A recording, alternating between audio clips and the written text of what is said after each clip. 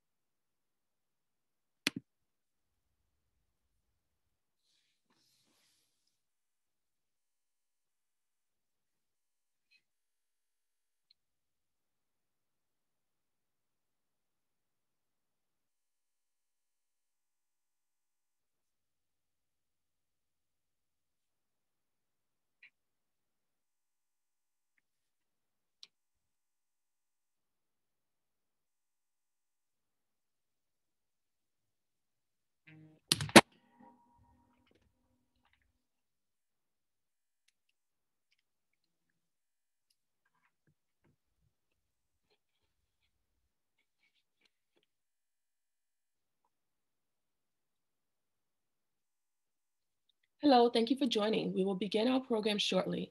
Today's program is brought to us by the National Science Foundation. In the chat, you will find a link to a research survey on STEM careers. Please participate in this very important research and complete the survey.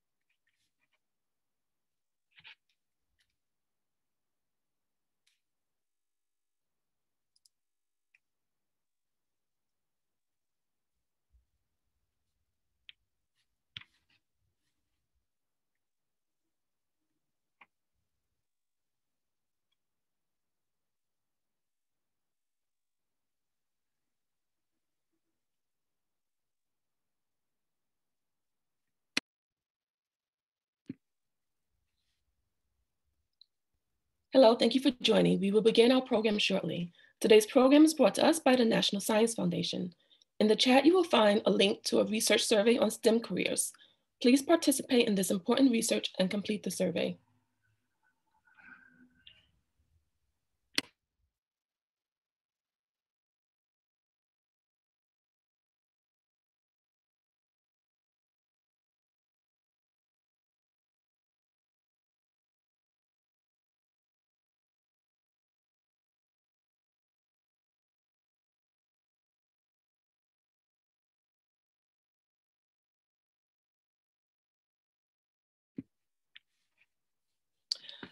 Good afternoon. I'm Rabina Taliaferro, Community Engagement Director for the Billion Oyster Project.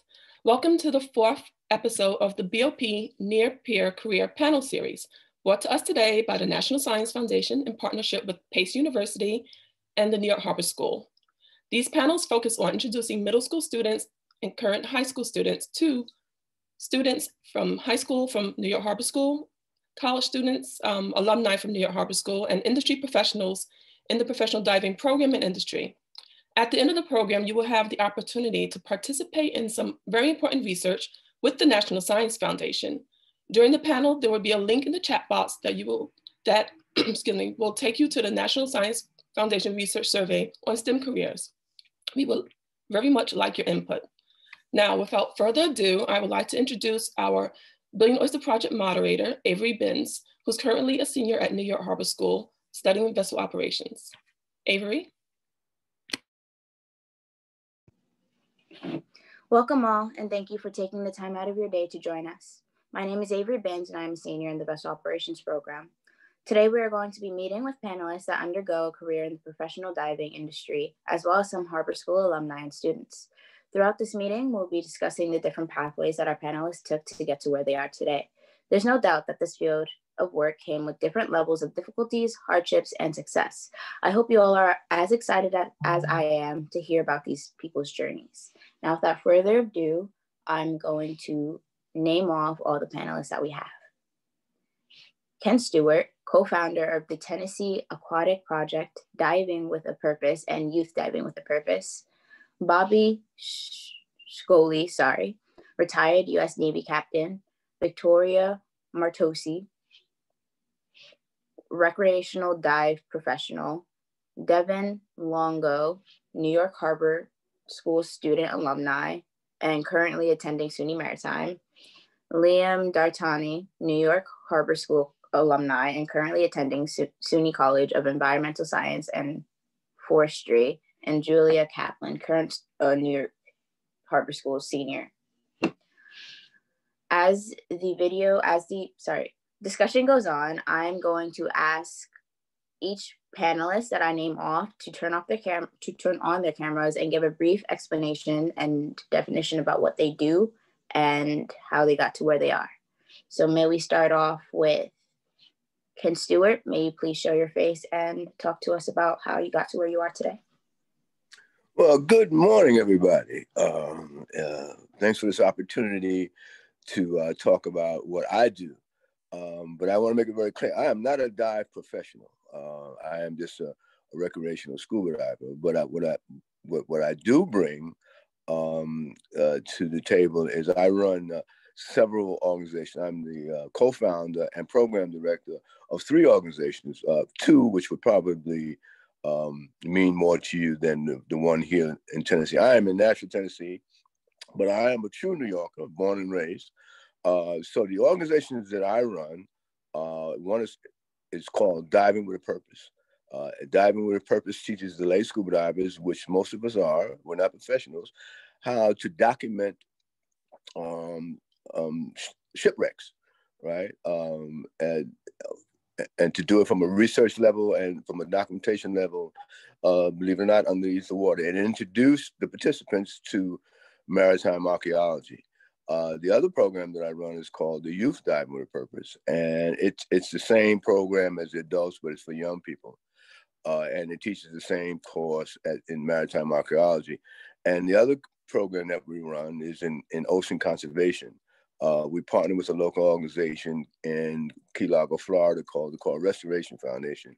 And then we introduce not only adults and youth to ocean conservation. And that's who I am. Thank you for your introduction. Bobbie, may you please turn on your camera and give us a brief definition about yourself, please? Yes, thank you. I'm Bobbie Scholley, and I'm a retired Navy Diving and Salvage Officer, which is kind of amazing because I started out as a young girl living in Central Illinois. And the way I got into the Navy was I graduated from college in Central Illinois with a degree in biology. And I wasn't sure what I wanted to do with my life. So I kind of on a whim went and talked to the Navy recruiter and decided, I was ready for an adventure. So I went to officer candidate school to become a naval officer, having no idea what the Navy had available for young women way back in the early 1980s. And sure enough, I was able to go aboard a ship back then, which was very, very unusual for women at that time frame. Now it's not a big deal, it's common. And I got to my ship and there was a dive team on board my ship. It was a submarine repair ship. And I was fascinated by these Navy divers. And I thought, wow, that's amazing what they're doing. And I had never even snorkeled in my life. You know, I grew up in central Illinois. We had rivers. You know, nobody snorkels in, you know, the murky rivers in Illinois. So I was a good swimmer, but, you know, had no idea about diving. So I watched these divers, and there was one woman on the dive team, and I'm thinking, oh, women can be Navy divers. That's fascinating. How do I get to do that? So, you know, I figured it out. Took a while, but I was finally able to get permission and actually get qualified to earn my way into Navy Dive School, which is in Panama City, Florida. And eventually I became a Navy diving officer, and then had to transfer my, my job qualification into the Navy diving program. And that led to the most amazing career possible for me. And after 24 years in the Navy, I had just an incredible career as a Navy diving and salvage officer, and retired at the top of my field, and did some just incredible diving and salvage jobs. And after I retired, I actually was selected into the international organization, the Women Divers Hall of Fame, which I've been the president of and chairman of the board of over the years. And we do several things, but one of our primary missions is to mentor and support young women and men in order to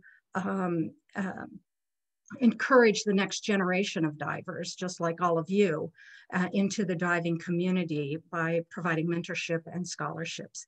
And so that's now my new passion, is trying to encourage the next generation of divers. And so it just continues on. Thank you. Thank you. Victoria, can you please turn on your camera and give us your background? Sure thing. Good morning, everyone. I'm over here on Maui, so it is 6 o'clock in the morning for me. And I grew up in Tennessee, so I guess, Ken, that's where you're located now. That's where I learned to dive. And I grew up with two passions, the ocean and horses.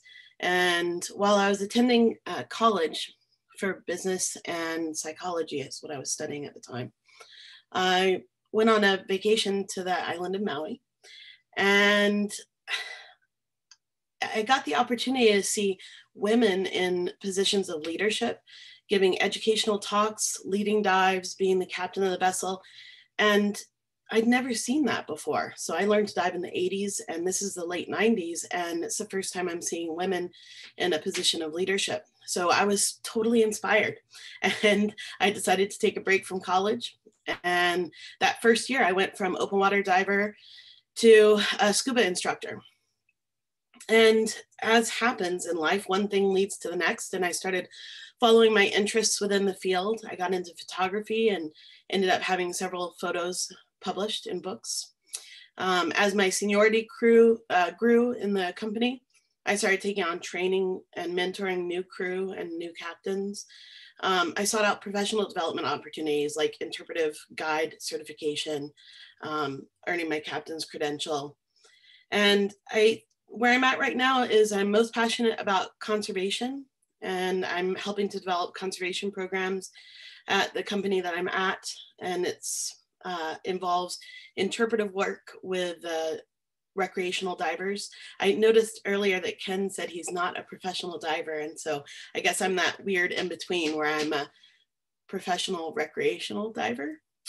And I'm the director of operations at our scuba company. So I drive the boat, I teach people, I haul the boat on a truck and trailer, do a little bit of everything.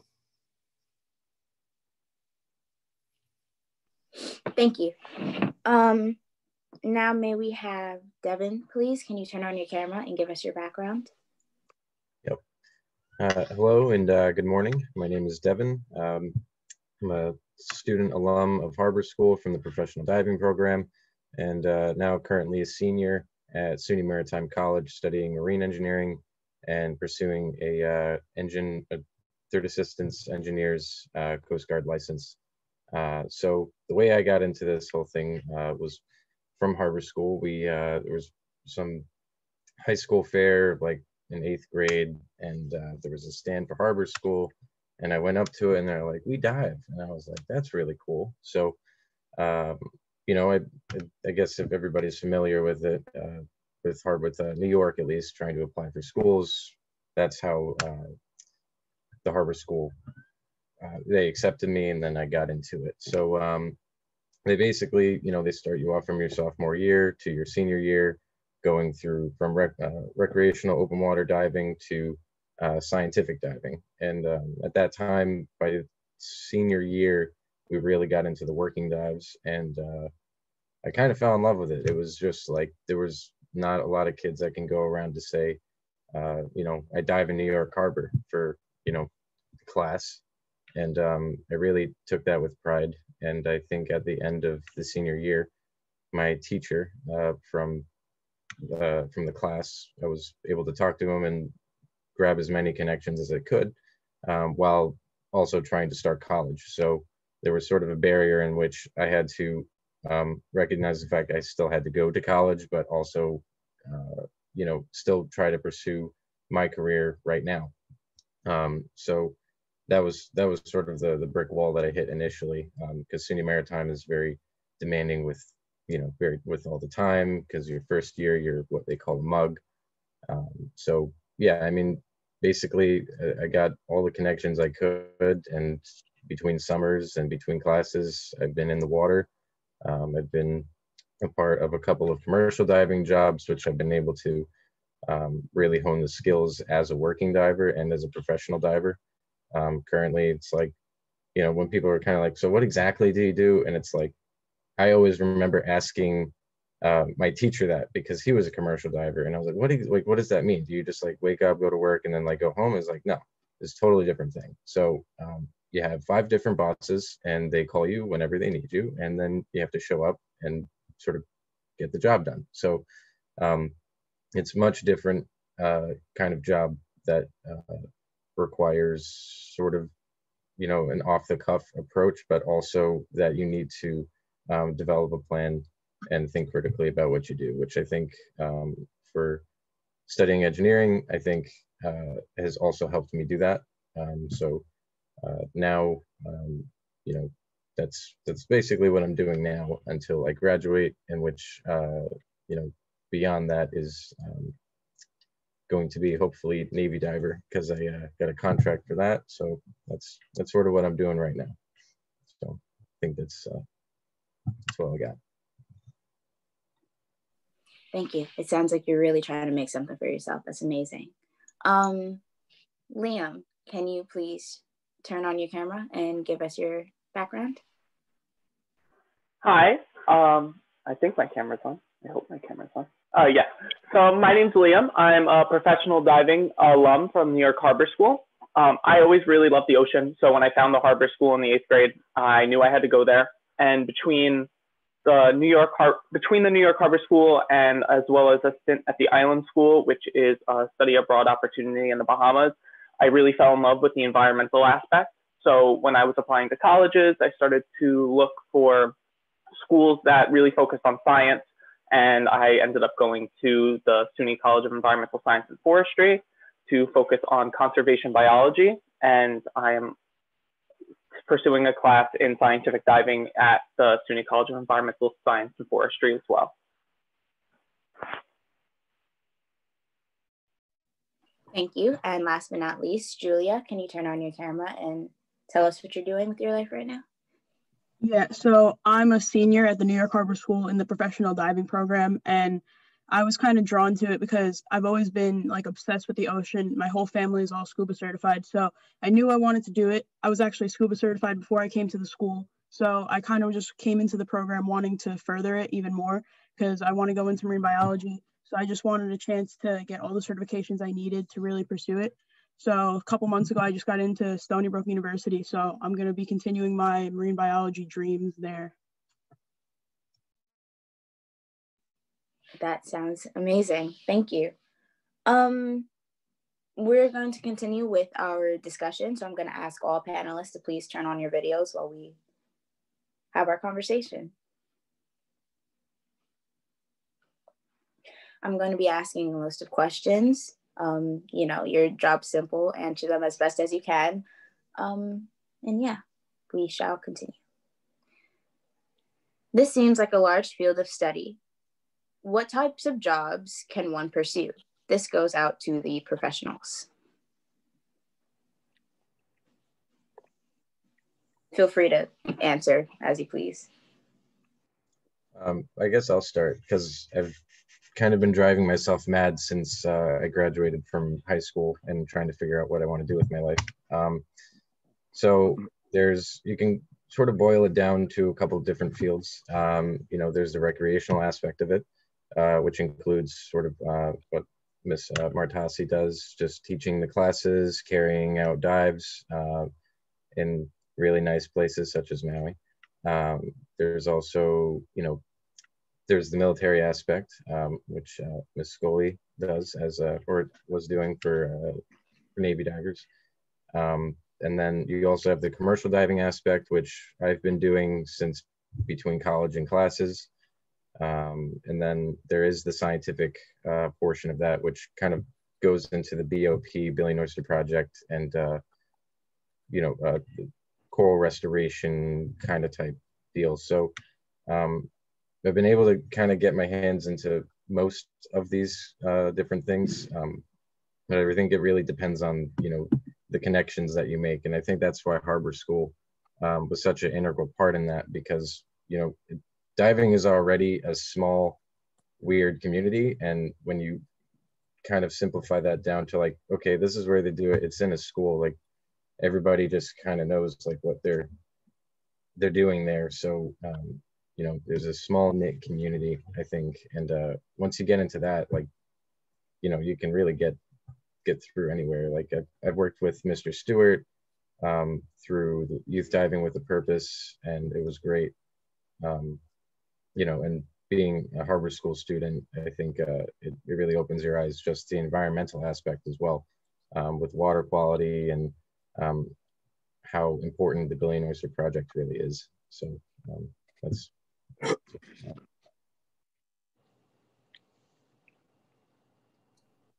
Would anybody like to add on? I suppose I'll jump in. I appreciate the nod toward the recreational dive industry. I think that there's a lot of overlap between the categories that you threw out there. At least from my point of view, there are so many different facets to the recreational dive industry. So you can really specialize in whatever sparks your interest. So if you're into diving for exposure to the natural world, you can do that. If you're into photography, you can do that. If you're into education, I'm out there educating people every day about the marine environment. If you're into mechanics or engineering, there's an opportunity for you, lots actually. And so getting started with an entry-level credential of dive master or instructor, you can really get a job where you can travel anywhere in the world. And as you gain more experience, you start to learn which paths are a better fit for you. And like you said, making those connections helps kind of sculpt where you want to go. And so getting started, I think, is the biggie for the recreational dive industry, just getting started. Thank you. Would anybody else like to add on? And I think Victoria's right about that in all the areas that Devin talked about. It's the same on the military side. Military and from my perspective, Navy diving encompasses so many different types of diving.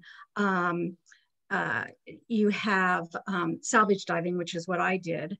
And then you have, you know, so you have operational diving, which would be salvage diving. It would be explosive ordnance disposal diving, which are our bomb detect divers. You have SEALs, which, you know, are our combatant divers. You have CB divers, which are our underwater construction divers. And so those are our operational divers. And then you have our kind of technical divers, which are the engineering duty divers, which are our engineers, and our civil engineering corps divers, which again are construction divers. And then you have our medical divers, both on the enlisted side, which are diving med techs. And then you have our diving medical officers or our undersea medical officers. So that's the medical side.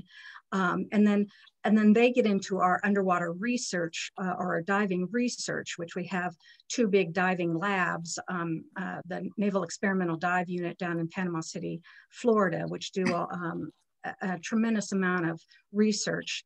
Our diving program in the Navy specifically encompasses so many different aspects of diving that for somebody who wants to be really hands-on operationally, or wants to go into research, or wants to go be more technical and engineering oriented.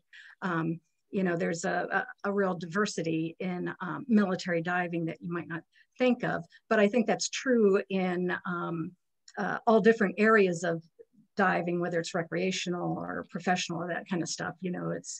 There's just a diversity, and also in nonprofit organizations of diving, there's a diversity as well. So you have to really kind of look at what your niche is when you're looking at a career in diving. Yeah, I think just to bounce off of that, I think diving is really a means to an end. So once you find that mean, and you can make it work. So. Thank you for sharing. Next question. What makes diving special for you, and why do you enjoy it? This goes out to anybody who wants to answer.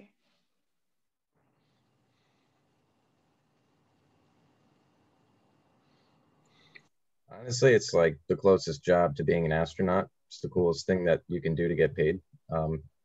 So just beyond that, I think it's a unique experience in which, like you can walk past, like especially in New York, if you're able to do it in New York, and you could just, you're walking with your friends and you're just, oh yeah, I dove over there for a job one time. It's like, that's just the hardest flex that you can do on anybody with that. So it's always a challenging thing too. I guess in New York too, just to put it in perspective, like we had to do a job in like last January and at the seaport area, and it was cold. It was like 38, 39 degrees, but like we're still out there, and it was like, damn, this is still the coolest job that I can think of doing. So. Yeah, to add on to Devin, I think that it's a really good experience, and like it's a really good passion to have if you're into it. But like I've seen people that try to kind of force themselves to be into it, and it just doesn't end up working out. So you really have to have a passion for it, because you're not going to enjoy it otherwise. And I think that's kind of like anything, but diving specifically, I've seen people try to push through it. You just like can't if you don't enjoy it.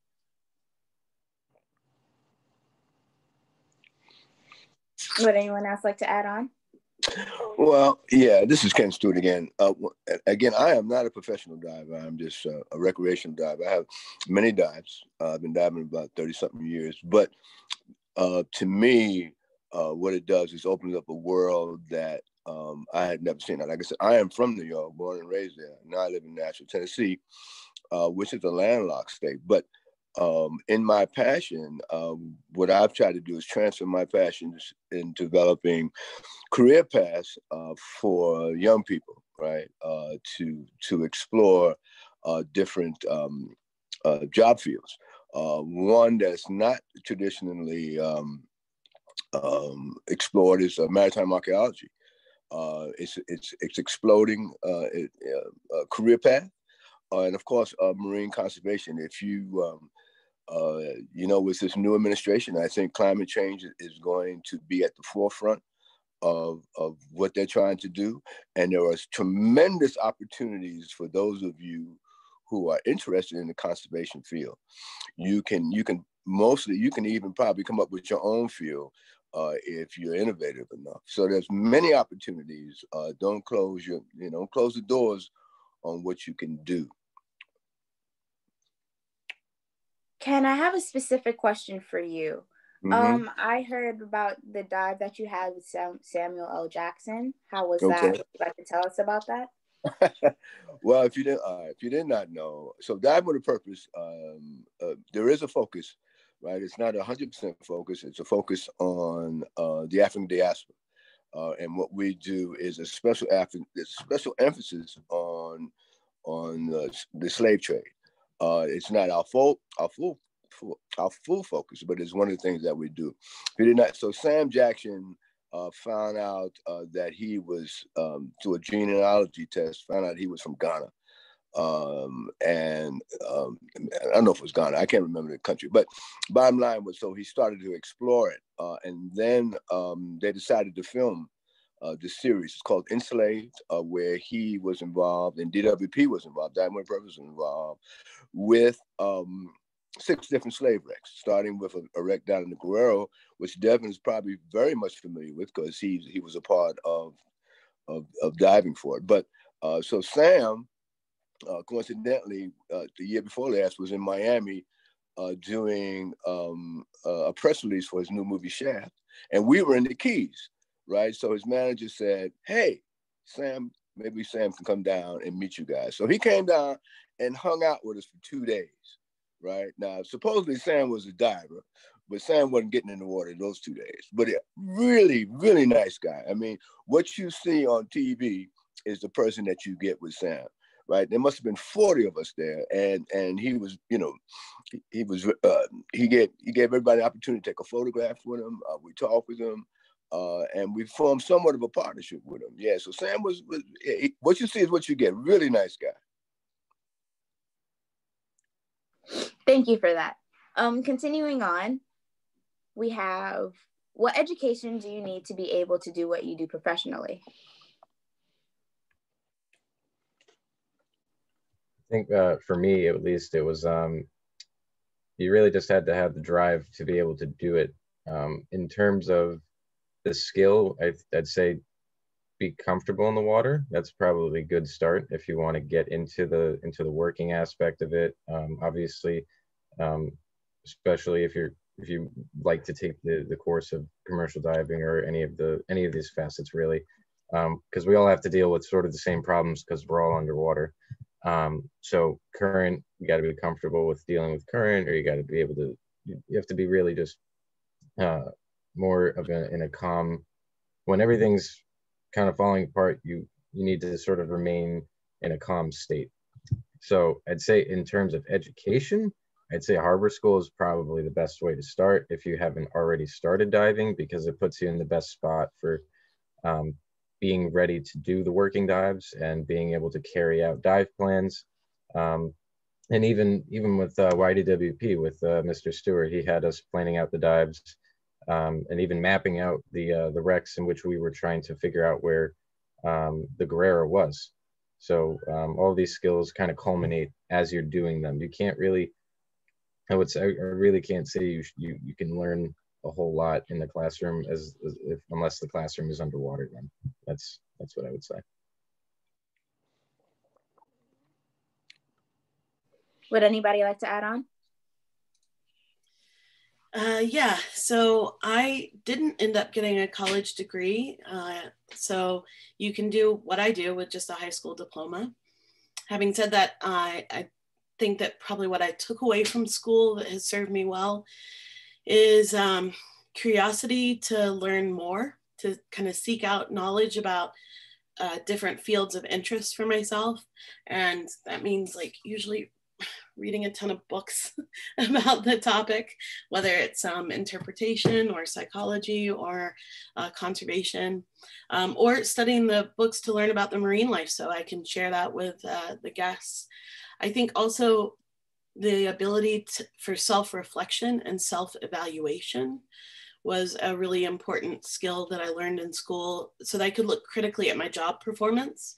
And let's see, I think also the willingness to work hard, and this probably comes from training horses, but it takes a lot of repetition and practice to excel at something.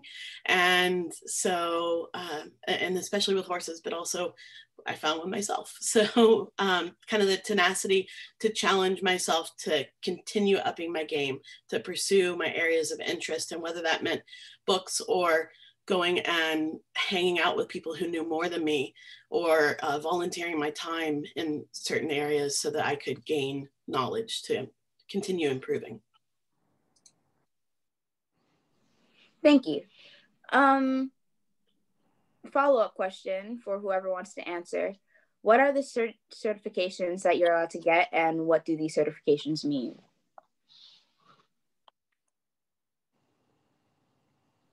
I worked up from open water.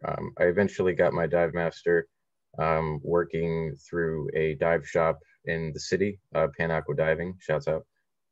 So yeah, I think that's the furthest I got with the recreational diving aspect, and it's good. You know, that it involves you know, you're not the instructor yet, but you're still able to be participating in the certification process with students. I was able to do it through SUNY Maritime. I was able to conduct a class last semester, and we had a really good semester. We got 9 students certified, and we were able to, you know, my role is sort of just to be able to assist the instructor when needed, act as an extra partner underwater, also to conduct the open water dives, to sort of lead them at the end of their certification dives. So, but there's also other things that you can do through the shop. Like I was doing what they call a refresher course. So you can basically, it's your night to act like an instructor with somebody who's already certified, and you're going through the motion of getting people back into the motions who haven't dove in a while, and you can, you know, show, you know, give them like the pointers about dive theory, dive gas laws, and all that kind of thing. So yeah, in terms of the certification, that was as far as I went in my career. Would anyone like to add on? Well, so with diving with a purpose and youth diving with a purpose, unfortunately, we don't certify young people. In other words, you have to come to DWP or YWP as an open water diver, and then you have to accumulate a certain amount of dives before you are accepted into the program. Diving with a purpose is in its 16th year. Youth diving with a purpose is in its 8th year. And for the first 4 years, half of the young people came from the harbor school, right? Only because the good thing about the harbor school is the young people were already certified divers. So they didn't have to go through that process. So if you're not going to the harbor school or some other school, there's a process that you have to go through. And sometimes it's cost prohibitive for young people to do it. And the harbor school at that time, still does, I assume, you know, offers that opportunity to dive, to become an open water diver. The harbor school kids, I would say, are the best divers that I've ever seen, right? Adults and youth. So for the first, like I said, the first 5 years, they had to be already certified, right? But for the DWP program, the YWP program, I should say, there is no cost to the program. We pay all expenses, just about, not 100%, maybe 99.5% of the expenses to come to the Maritime Archaeology program and the coral conservation piece, right? So you can come for 2 weeks during the summer and spend those 2 weeks with us learning about maritime archaeology, and ocean conservation. Right, but like I said, you have to already be a certified diver, an open water certified diver, with a number of skills, right? But what we've been able to offer is we partner with NOAA, National Oceanic Atmospheric Administration, and NPS, which is the National Park Service. So we've been able to offer some of our graduates who are very much interested in maritime archaeology or coral conservation internships with the federal government once they're old enough to do that, right? With YWP, you have to be 16 to join the organization. Now, obviously, at 16, you can't take internships. But for like Devin, now Devin didn't get an internship, but he came to us 3 years in a row. We had his sister Melanie Longo, and a lot of Harbor School youth.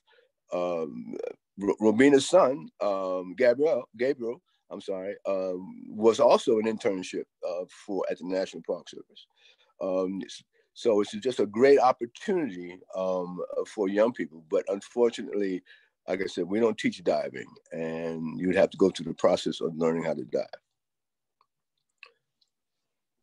Thank you for sharing that. I have a specific question for Julia. How you said you were already a certified diver and you came into school already certified. What certification are you expecting to get, or what do you want to graduate with once you're done with high school? With COVID, it makes it kind of hard because we're not getting like a ton of certifications that we were supposed to get. So I'm hoping to graduate with Dan First Aid. I already have advanced open water, and then I got some other certifications on my own, like I got whale shark specialty, and then I got like boating safety and stuff like that. But as far as graduation, COVID kind of made it hard to get any new certifications for diving. So kind of what I have now is what I'm going to graduate with, but I'm going to expand it in the future. I'm glad to hear that. Thank you. This question goes out for, yes. I'm just curious, Bobbie, your pathway was naval though, and I've only heard people talk about recreational dive credentials so far. Is it different in the naval sphere? It is. We go through Navy dive schools. So our certifications are not, we don't get your traditional PADI or NAUI certifications. Ours are all certified through the Navy. Now I happen to have a PADI open water certification. Most of the time after you graduate from your basic Navy dive school, there are, instructors who will take your certification from the Navy dive school and give you an open water PADI or NAUI certification. I went ahead and, while I was on shore duty, went ahead and, went through a program and got my open water as well. But then our certifications are graduated, just like the recreational certifications. We have, on our enlisted side, we have graduations from, a second class diver to a first class diver, and then a master diver, which, kind of follows. But we have a scuba qualification, and then we go into the hard hat qualifications, and then salvage and so forth, like on the professional side, the commercial side. And then we have additional qualifications, underwater welders and saturation divers and that sort of stuff. But it's all an in-house Navy qualification. And then obviously, once a military diver leaves the military, they usually are very competitive on the commercial side then when it comes to getting work.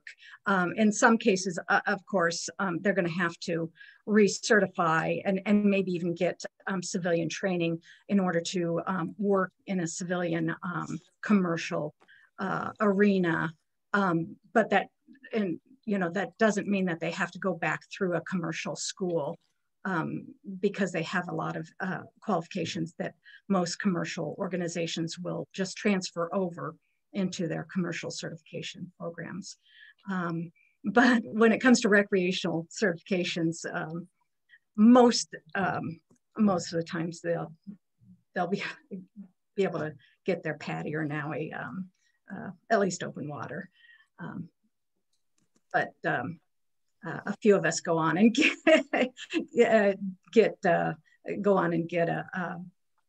other instructor or that kind of stuff, because most Navy divers want to have a robust recreational, I don't want to say career, but recreational scuba life. So Cool, thank you. Okay, now this question goes to professionals, because I'm pretty sure you answer this better. What are the salaries for the different diving careers that you guys have experienced?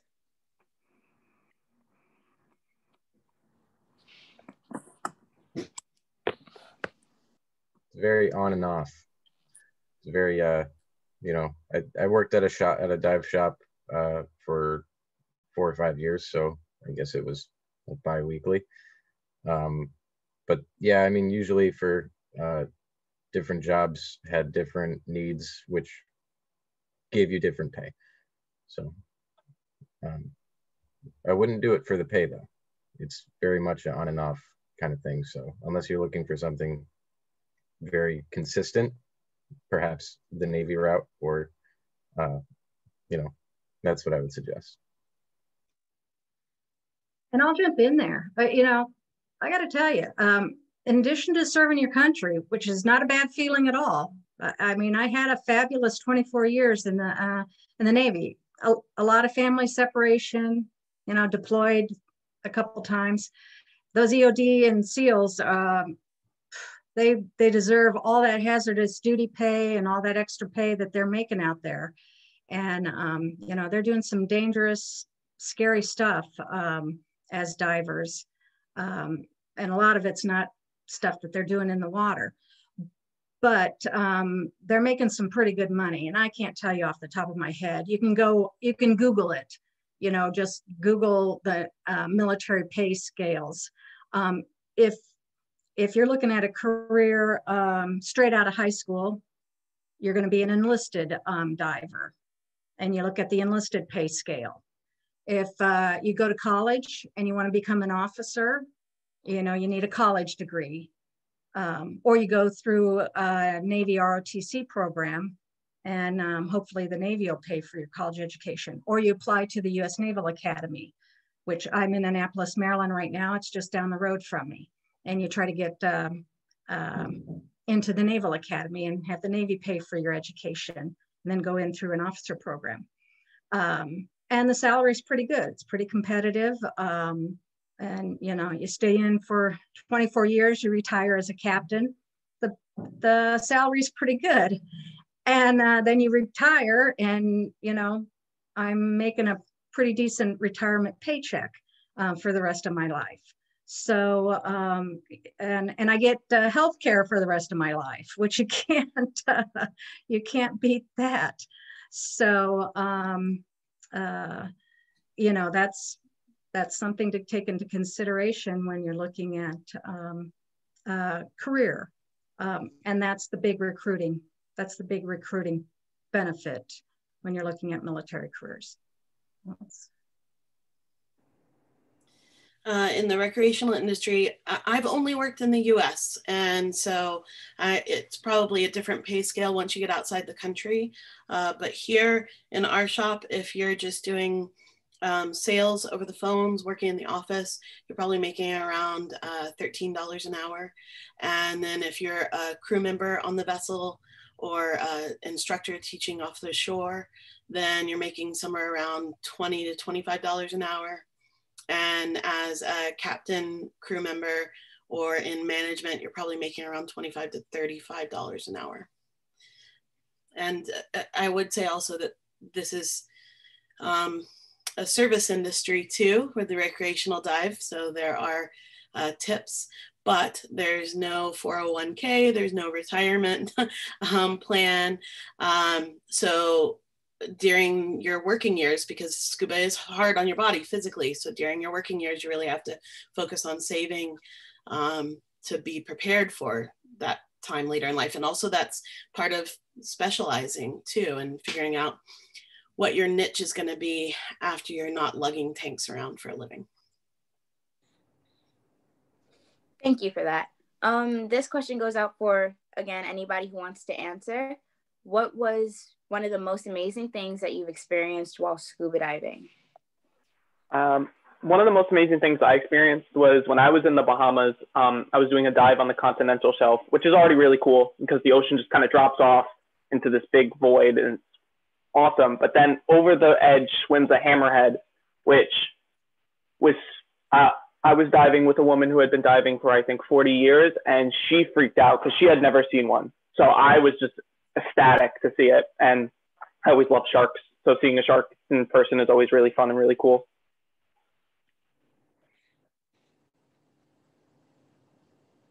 Would anybody else like to share out?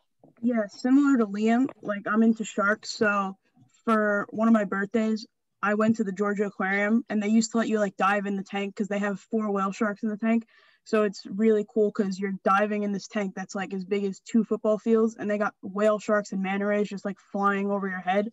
So that was like definitely the coolest thing I've ever done. I think there was this one time in maybe junior or senior year, we were diving off of Governor's Island at Pier 101, and it was basically just like it was a very shallow kind of spot. I think we were just doing it for practice. Maybe we were looking for something, but I remember because like you can't really see a whole lot once you get down to the bottom in New York, and it's very silty and you can't really see a whole lot. But I remember kind of coming across this, it must have been just like this beer bottle, but I saw like a little seahorse kind of like wrapped around like the lip of the bottle, and then I kind of put my finger out, and then it moved around, and then it kind of wrapped its tail around my finger as I brought it out, and I thought that was the most adorable thing I had ever seen in my life. So well, I wasn't in scuba, I was in hard hat, and I was involved in the expedition on the USS Monitor off the coast of Cape Hatteras when we were diving to recover the steam engine and the gun turret. And it's in 240 feet of water. And so we were diving mixed gas. And I have 19 dives on it over the course of 2 summers. And so my first dive on the Monitor, as they were lowering me down on the stage, and we have cameras on our helmets, and so you see it as it was coming up, as you were lowering down, and you were seeing it coming up from the bottom with your lights on it. And the Monitor is a Civil War ironclad, and you know, it kind of turned the tide of the way the Navy conducted warfare after the Civil War, and all this Navy history, and you know, and then I jumped off the stage and gently landed on the Monitor, and you know, we you know, did our survey and that kind of stuff. Anyway, it was just a surreal experience for me as a naval officer to land on board the Monitor and get to walk on the Monitor. It was just this, you know, this coming to my heritage, naval heritage, and that kind of stuff. It was just an awesome. That first dive was just awesome, and then all the rest of the dives were just hard-working dives for me. But that first dive was pretty amazing. Thank you for sharing that. I would like to share my experience as well, although I know I'm not an official panelist. I've been diving with my dad once in Jamaica, and I saw this creature, and it looked like a really big caterpillar, but I didn't know what it was. So I touched it because my dad offered me to touch it, and it was a weird soft texture, but it like scrunched up right away, like it was scared or something. And I don't know what to call it.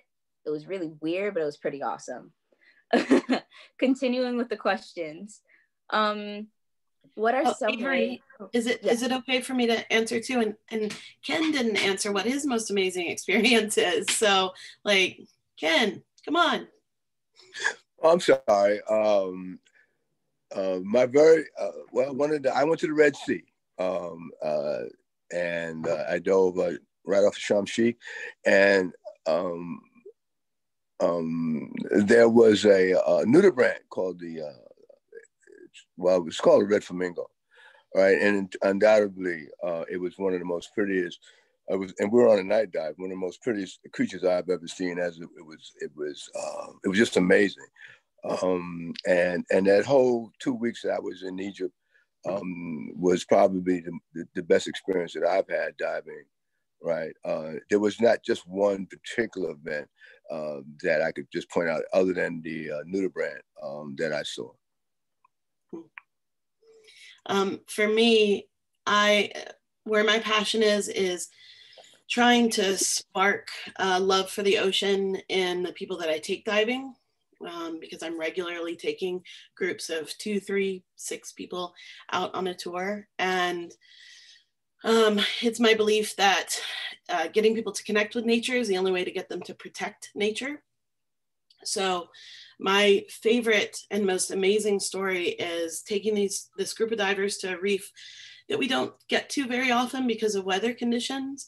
Gorgeous coral reef, 8.5 miles long. I knew we'd have the opportunity to see sea turtles there. And so I briefed the group that we might see them, but they're not as accustomed to having divers around, so they may avoid us underwater. And I gotta assume this is the same way wherever you guys are living, right? You have wild animals, and in the city area where there's a high concentration of people, the animals are more accustomed to people being around. But if you go out into more rural areas, then the animals don't let you get as close. And it's the same with the marine life. So I briefed the divers that turtles have their own way of communicating with one another, as well as with other species. And they use body language like most animals do. And they have a specific signal that means, I do not want you anywhere near me right now. I'm irritated with you. And it looks like they're taking their flipper and they're rubbing their face, like, get away. And then if they are feeling the opposite of that, more of a warm fuzzy, like it's okay, we could hang out, they'll take their flippers and they'll kind of, I mean, it's hard to mimic flippers, but they'll kind of rub the bottom of their shell. And sometimes they'll take their flippers behind them and rub the backside of their shell. And so I briefed the divers that, hey, why not give it a shot? You know, these animals, these particular turtles may not be used to seeing us, but what if we were saying the right things underwater? And so sure enough, we got underwater and there was a young turtle that we encountered. And as soon as it saw us, it got up off the reef and started to swim away. And I turned around and I looked at all of my divers, and every single one of them was rubbing their bellies with the most like static arms, right? And I mean, it was the craziest thing, you guys. The turtle stopped swimming away from the group, turned around, and swam through the middle of 7 divers, making eye contact with each and every one of them before swimming away gradually. And I mean, those are the moments that make a difference. So that's my amazing. God, it makes me cry every time. That sounds so beautiful. I wish I could experience that. This question goes out to all panelists. How can we advance this field, and what steps are being taken to make it more diverse?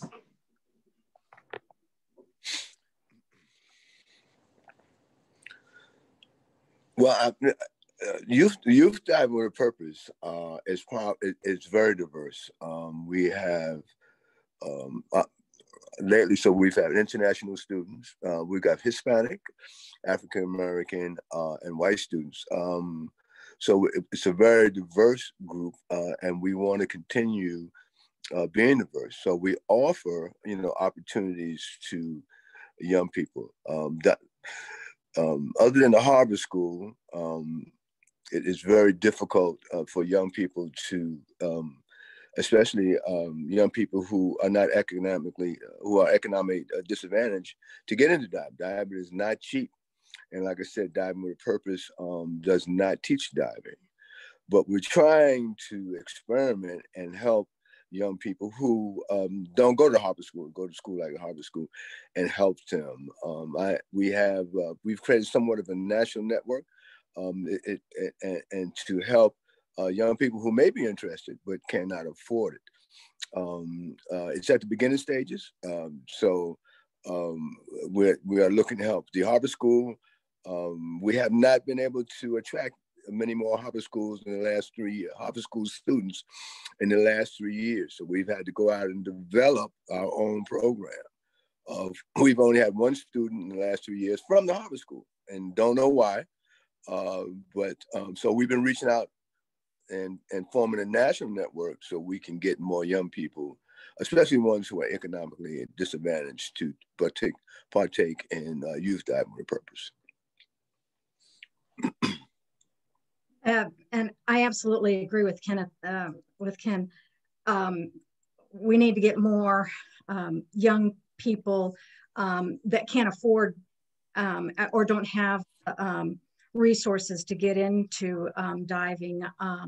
And the nonprofit that I'm involved in, Women Divers Hall of Fame, recognized that. And last year, which was our 20th anniversary, one of the things we did was say, you know, we give a lot of scholarships and training grants out every year, but they were for, you know, very specific things like a scholarship for studying archaeology for college students, and a scholarship for, you know, this and that for, you know, college students. And then we realized, you know, we need to kind of focus on training grants for getting young people basic scuba diving qualified, for, you know, young people that don't have those resources to even get into diving.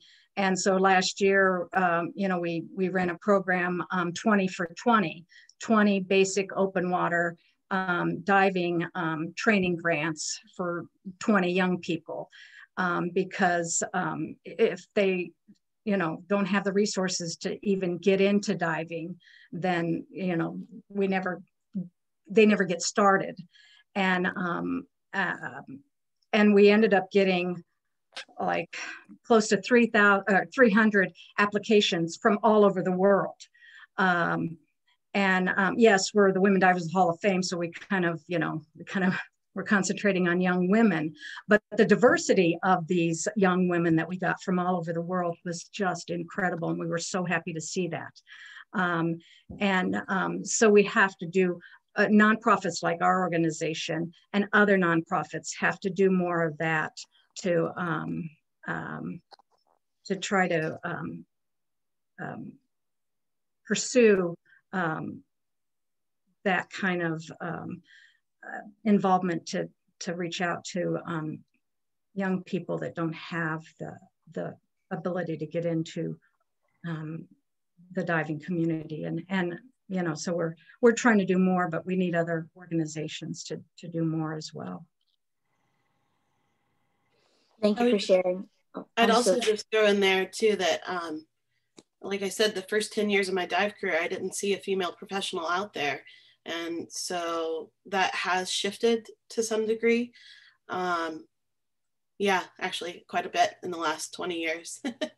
There are more female captains out there and more leaders. I know for myself here in Hawaii, I wanted to have more local kids, and local is kind of like, they may not be strictly Hawaiian, but more local kids from Maui, because what we get is a lot of tourists. So we get a lot of, like you guys are talking about, people who have the money. So they're probably older generations and in a different economic bracket than the kids I'm trying to target. So we developed a program to at least do a beginner dive. And that way they could have a sampling of what diving is like and make a decision whether they want to pursue it or not. And then we're trying to figure out a way, and during COVID, when none of the tourism industry is making any money, it's difficult to create a scholarship to get donations to create a scholarship program. But that's kind of my next goal. Thank you for these answers.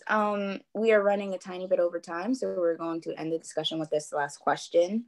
What is one piece of practical advice that you can give to students interested in going into this field?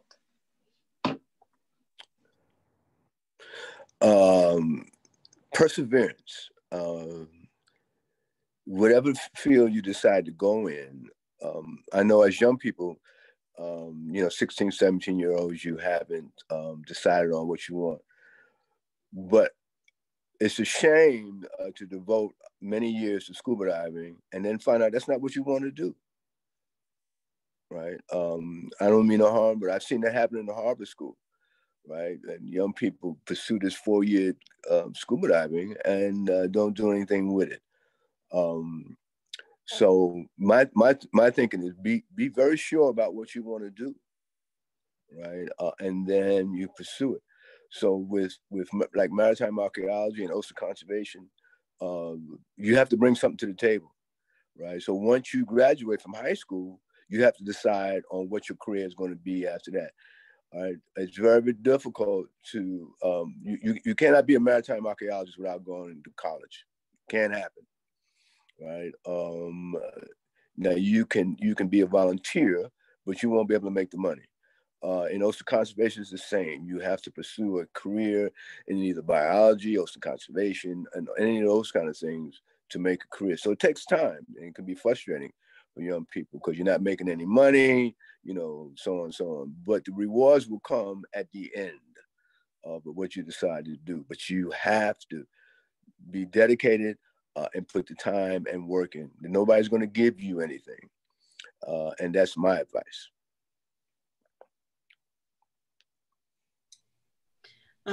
For me, I would say that the dedication and putting the time in is critical, and being able to challenge the status quo to some degree. If your passion is conservation, I am doing it through the recreational industry. I have clients that I've been taking diving for 10 years. During COVID, I took the time to create an online course about coral reef conservation. And I have clients that had no idea that on the mainland, they were contributing either to protection or degradation of coral reefs. They had no idea how to help on the mainland. So there are ways to do whatever you want, but the biggest thing that you have to do is just get started and to see which areas you have a calling for. So get started. Yeah, I think one thing that I think a lot of high schoolers might hear as well is like, you know, if you find something that you really like, you'll never work a day in your life. That's a total lie. You have to be prepared to do the work regardless of how bad it is in some respect, or maybe how bad you do it the first time, right? There's always going to be something that you don't know. And I think you need to always present yourself as somebody who's always willing to learn. One nice quote that that my uncle gave me was, your mind's got to work like a parachute. It doesn't work unless it's open. So yeah, I would take away from that, be prepared to do a lot of work. So even at the first time, if you think you don't do it well and you start to overthink, maybe I'm bad at this, maybe I should just like throw it all away. You just got to keep doing it. Like, there's been plenty of times where I've been on a job where I made a mistake, and you're gonna make a mistake. So be prepared to do make the mistakes, and learn from it. That's the only way I've gotten through college, and I think that's the only way I'll still be able to get through after college. And I agree with all the other panelists, but I would also tell you, don't ever limit yourself. Don't ever think that that there are any limitations to what you can do. Like I told you at the beginning, I was a young girl from Central Illinois when I joined the Navy. I had no idea that a woman could ever become a Navy diver captain in the United States Navy, because that had never happened before when I joined the Navy. And I didn't think it would happen in my lifetime, that was possible for a woman to do. And I had command of the ship, and I had command of all these other things. But it became possible during my career time for that to happen. So just remember, if you work hard and you have a goal and you really put your mind to it, you can achieve whatever you want to achieve, as long as it's something that you really want to do and you really set your mind to it and you work hard towards it.